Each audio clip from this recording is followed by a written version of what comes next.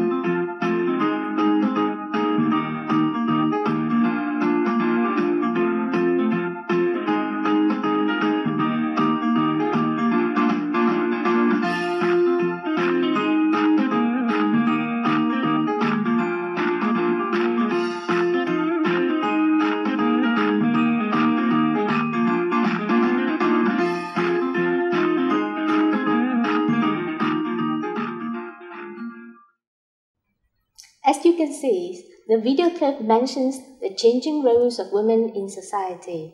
This is also our lesson's topic today. Như vậy, các em có thể thấy đoạn phim ngắn đề cập đến sự thay đổi vai trò của phụ nữ trong xã hội. Đây cũng chính là chủ đề của bài học hôm nay của chúng ta. Now, let's come to the vocabulary. Bây giờ ta hãy đến với từ vựng. Let's learn some new words. Look at the pictures. The man saw an accident, right? So, what do you call a person who sees an event happening, especially a crime or an accident?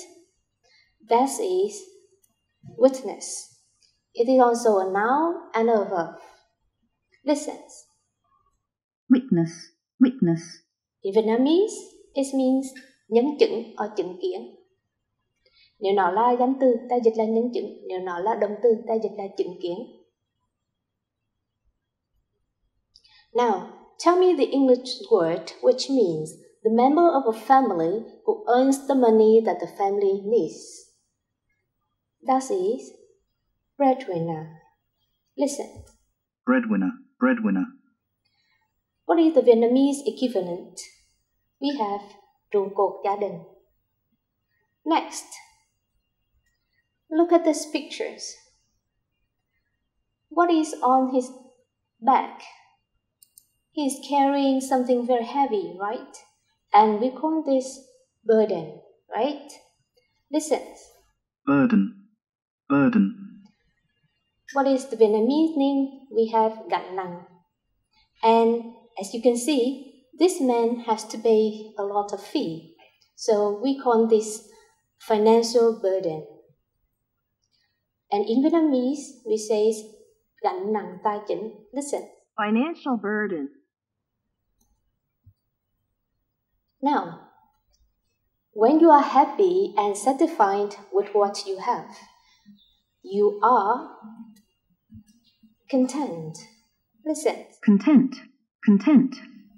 It means hài lòng. Now, can you tell me the English word which means độc nhất? You can find the word only, right? But here we have another word. That's the soul. Listen. Soul, soul. Look at this example. She failed her exams and was consequently unable to start her studies at college. So look at the word. Listen. Consequently, consequently. What does it mean in Vietnamese? It means vì vậy or kết quả là. Now we will listen one more time and then you will write down these new words. You can open your notebook to copy down the words. Listen. Witness. Breadwinner. Burden. Financial burden. Content. Soul. Consequently. I give you some time to copy down the words.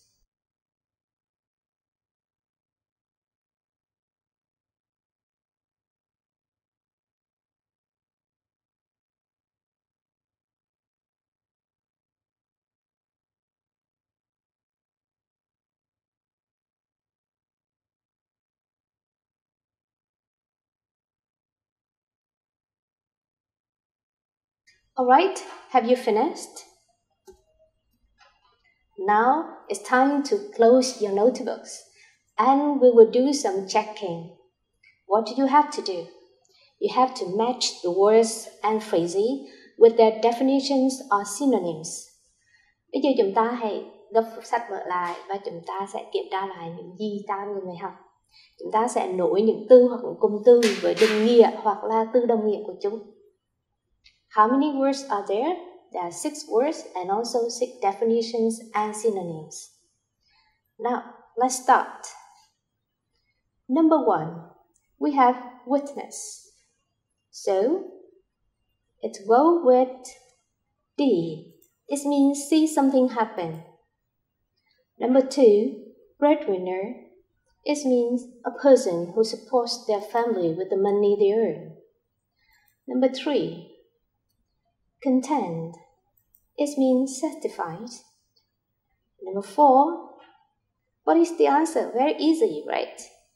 The synonyms is only. How about the definitions for financial burden? Number 5 go with A. And number 6, easy too, right? We have 6C. It means therefore or as a result. So the answers is 1D, 2E, 3B, 4F, 5A, and 6Cs. Alright, now let's come to the reading test. Our reading test today has the title E, Changes to Come. What the changes and how. Như vậy, văn bản đọc của hôm nay của chúng ta có tựa đề là những thay đổi đang đến. Những thay đổi nào và như thế nào chúng ta sẽ cùng tìm hiểu. Let's look at page 66 in your textbook. Task 2B first. Trước tiên chúng ta hãy nhìn vào bài tập số 2B, trang 66 trong sách giáo khoa của chúng ta. Tại sao lại như vậy? Bởi vì đây là bài tập đọc hiểu. Và lời khuyên của cô là chúng ta nên đọc câu hỏi trước khi đọc bài đọc hiểu. Để làm gì? Để định hướng trước hoặc hình dung ra những gì mình cần đọc. Now, how many sentences or how many questions are there? We have 6 questions, right? Now, let's look at the questions word. Alright, so we have what, how, and which. Như vậy các em hãy nhìn vào những câu hỏi đây. Chúng ta thấy có bao nhiêu câu? Ta có 6 câu hỏi và những từ để hỏi. Bắt đầu những câu hỏi này là những từ nào? Ta có what, how, which. Vậy thì những câu hỏi này thuộc thể loại câu hỏi gì? In English, we say factual questions. Câu hỏi lấy thông tin. Vậy thì những câu hỏi lấy thông tin, mục đích để làm gì? Mục đích để đọc, để tìm thông tin chi tiết, specific information. So how to do this type of questions? Vậy thì làm bài tập dạng như thế này chúng ta phải làm gì? First, find the keywords in the questions and in the reading test. Tìm từ khóa trong câu hỏi và trong bài đọc. What for? Because the keywords in the questions are the clue to find the answer in the reading test. Bởi vì những từ khóa trong câu hỏi sẽ là manh mối để tìm câu trả lời trong bài đọc. Okay? Now, we will listen and read the passages. Open your book and read. Developing countries have witnessed enormous changes in their societies, and the most fascinating one, no doubt, is the ever-increasing involvement of women in education and employment. More and more women in these countries are entering university, getting higher education degrees, and going out to work. They are no longer content with staying at home, in the sole role of a housewife. This dramatic change will greatly affect the socio-economic picture of these countries. Here we have the word no doubt. It means chắc chắn, không nghi ngờ gì nữa. With more women going out to work, the financial burden of the male breadwinners in the family will be reduced. However, along with this, they will no longer be the dominant figures, the sole decision makers, and will learn to share the housework. This change will certainly be advantageous for children. They will get more affection and care from their fathers. They will also learn to be more independent since both parents will work. The service sector will therefore be the first to be challenged. There will be greater demand for childcare provision, convenience foods, housework services, and after-school activities and tutoring services.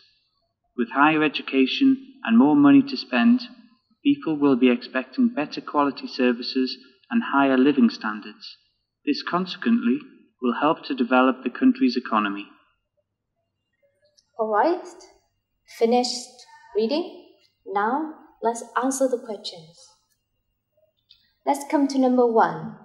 What is seen as a fascinating change in developing countries? Điều gì được xem như là sự thay đổi thú vị ở các nước đang phát triển? The keywords are what, change, and developing countries. Can you find these keywords in the reading test? Yes. Look at paragraph number 1. We have developing countries, changes, the most fascinating one, and is. Alright? Như vậy chúng ta đã tìm thấy những từ khóa nằm ở câu đầu tiên của đoạn thứ nhất. Vậy thì chắc chắn câu trả lời sẽ nằm ở đây. Những nước đang phát triển đã chứng kiến những sự thay đổi to lớn trong xã hội của họ. Và sự thay đổi thú vị nhất, không còn nghi ngờ gì nữa, là sự tham gia ngày càng nhiều của phụ nữ trong giáo dục và tuyển dụng. So here we have the word environment. It means sự tham gia. So our answer is the ever-increasing involvement of women in education and employment. Questions number 2. What will be affected by the change? Điều gì sẽ bị ảnh hưởng bởi sự thay đổi này? The keywords are what, affected. And we can find the keywords in the reading test where the last sentence of paragraph 1. This dramatic change will greatly affect the socio-economic picture of this country. Socio-economic picture, we can say bức tranh kinh tế xã hội hoặc là tình trạng kinh tế xã hội. Sự thay đổi sâu sắc này sẽ ảnh hưởng rất lớn đến tình trạng kinh tế xã hội của những đất nước này. So this is also our answer. So we have the dramatic change will greatly affect the socio-economic pictures of this country, or shortly by saying the socio-economic pictures of these countries. Questions number 3. How will the roles of the males in families change? Như vậy, vai trò của những người đàn ông trong các gia đình thay đổi như thế nào? Can you find the keywords? How, roles of the males, and where are the keywords in the reading test? We have the change also a keyword too. We have paragraph 2. Now look at paragraph 2. We can only find one keyword that are the same. That is the male. But here, I also underline the word breadwinner. Why? Because it's also the role of the male. Các em có thể tìm thấy từ khóa ở đấy, đó là chữ male được lặp lại trong đoạn 2. Nhưng cô cũng gạch chân luôn chữ breadwinner. Vì chữ breadwinner thể hiện cụ thể vai trò của người đàn ông chính là trụ cột trong gia đình. Như vậy ta có thể tìm được câu trả lời nằm ở câu này. With more women going out to work, the financial burden of the male breadwinner of the family will be reduced. However, along with this, they will no longer be the dominant figures, the sole decision makers, and will learn to share the housework. Với ngày càng nhiều phụ nữ ra ngoài làm việc, gánh nặng các tài chính của những người đàn ông trụ cột gia đình trong gia đình sẽ được giảm đi. Tuy nhiên, cùng với điều này, họ sẽ không còn là những người có vị thế áp đảo, không còn là những người ra quyết định và sẽ học cách để chia sẻ công việc nha. So here we have the word decision maker, it means người ra quyết định. So, can you answer the questions now? Here is the answer. The financial burden will be reduced. However, they will no longer be the dominant figures and will learn to share decision making and the housework. Questions number 4. What will the children learn when their mothers go out to work? Những đứa trẻ sẽ học được điều gì khi mẹ chúng ra ngoài làm việc? The keywords are what children learn. And where can you find the keywords? In paragraph 2, we have the last sentence, we have the word learn, right? So, we say, they will also learn to be more independent since both parents will work. Chúng cũng sẽ học được cách trở nên độc lập hơn bởi vì cả bố mẹ đều làm việc. So, we can say, or we can answer, they will learn to be more independent. Questions number 5. Which economic sector will be challenged first by the change? Lĩnh vực kinh tế nào sẽ bị thách thức đầu tiên bởi sự thay đổi này? Tell me the keywords. The keywords here is which economic sector will be challenged first.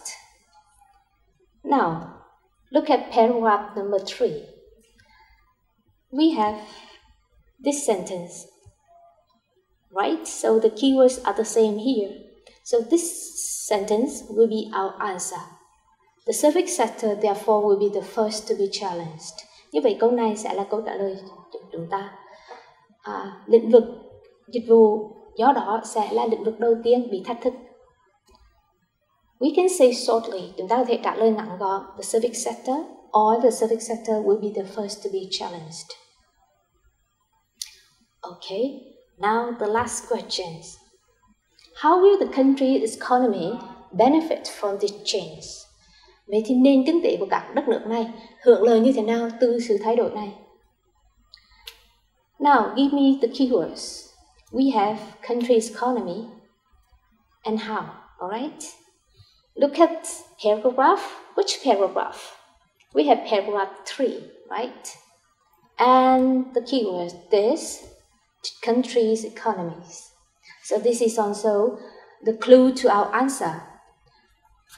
Now, this consequently will help develop the country's economy. Điều này chính là gì? Tức là sự thay đổi này do đó sẽ giúp phát triển nền kinh tế của các nước.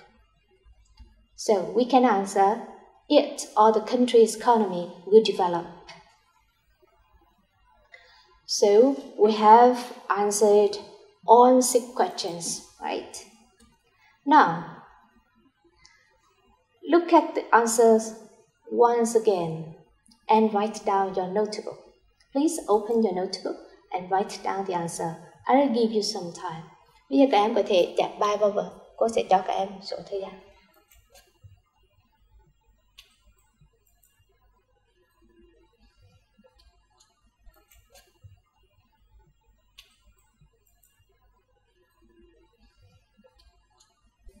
Alright, have you finished? Let's come to another task, is gap filling. Bài tập tiếp theo của chúng ta chính là điền từ vào chỗ trống. This is summary. Read the text again and fill in the missing words. Chúng ta sẽ đọc lại bài khóa và điền vào những từ còn trống. So, in the reading text, we have read about changes in women's roles. Như vậy, trong bài khóa chúng ta đã thấy được sự thay đổi của vai trò của người phụ nữ trong xã hội. So there is more involvement in education and gap number 1. Như vậy đã có sự gì ạ? Tham gia nhiều hơn của phụ nữ trong giáo dục và gì đó các em hãy điền vào. And the reading task also mentions the effects on family and economies. In family, for men, financial burden is gap number 2. For children, more care from who and learn to be more how. Alright. Như vậy trong bài đọc chúng ta cũng đã thấy được những cái sự tác động của cái sự thay đổi này lên xã hội và gia đình. Ở trong gia đình thì đối với người đàn ông, gánh nặng tài chính được như thế nào? Đối với con cái hoặc những đứa trẻ thì chúng nhận được nhiều hơn sự chăm sóc từ ai và học cách trở nên như thế nào. For economy, which economic sector is challenged first? That is the civic sector, right? And it helps country's economy, what? Gap number 5. Như vậy, đối với nền kinh tế, thì lĩnh vực dịch vụ bị thách thức đầu tiên và điều này nó giúp nền kinh tế của các đất nước như thế nào? Now, let's read the text again. I'll give you some time to do this task.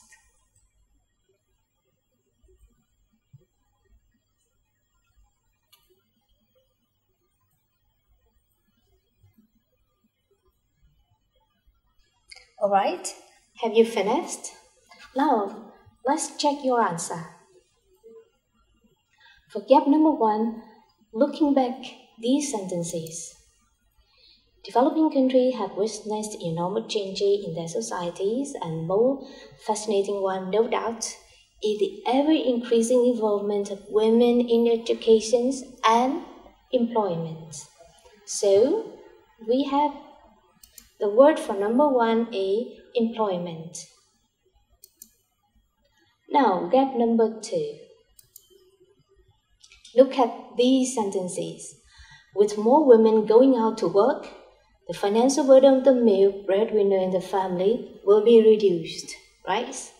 So, for gap number 2, the answer is reduced.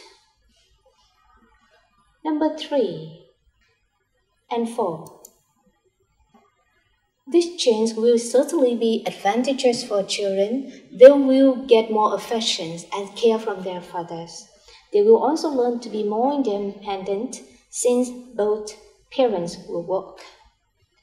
So here from number 3 and number 4, we can easily find the answer.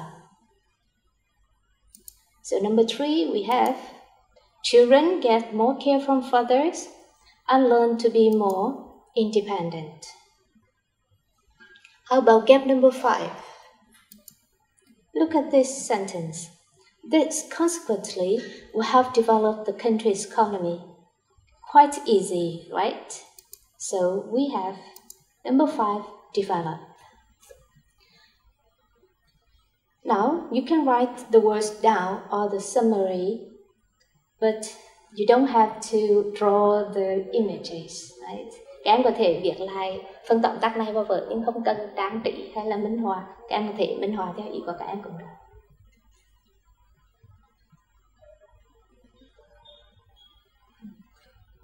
Alright, have you finished?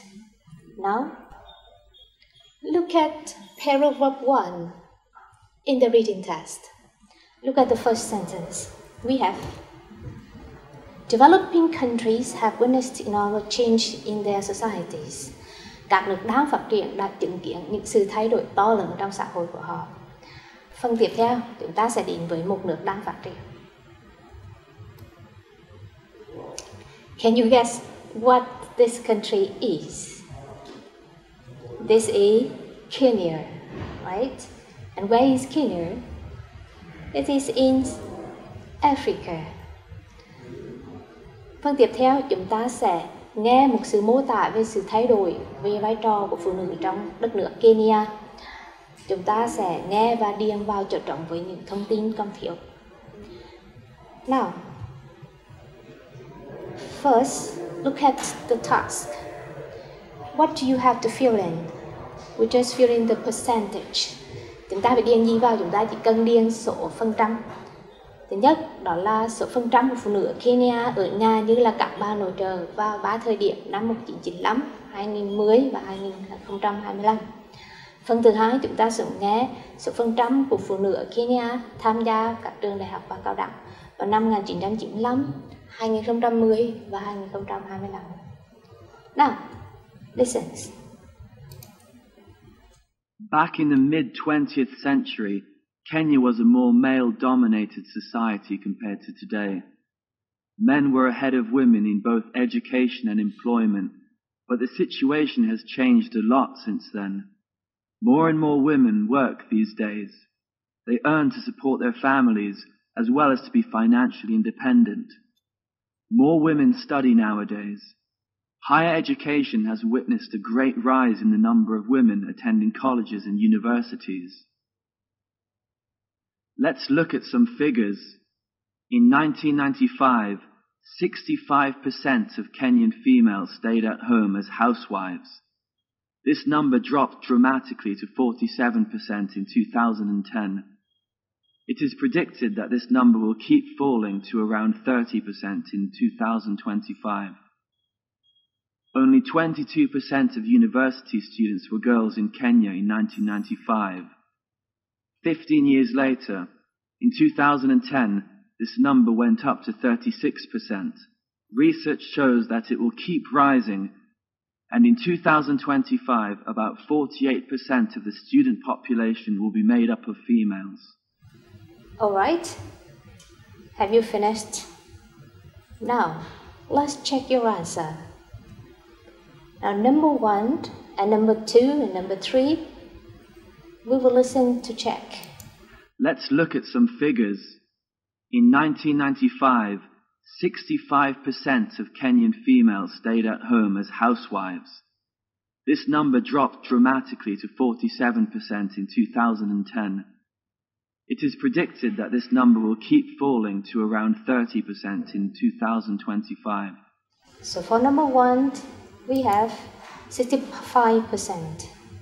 Number 2, 47%. And number 3, 30%. How about number 4, number 5, and number 6?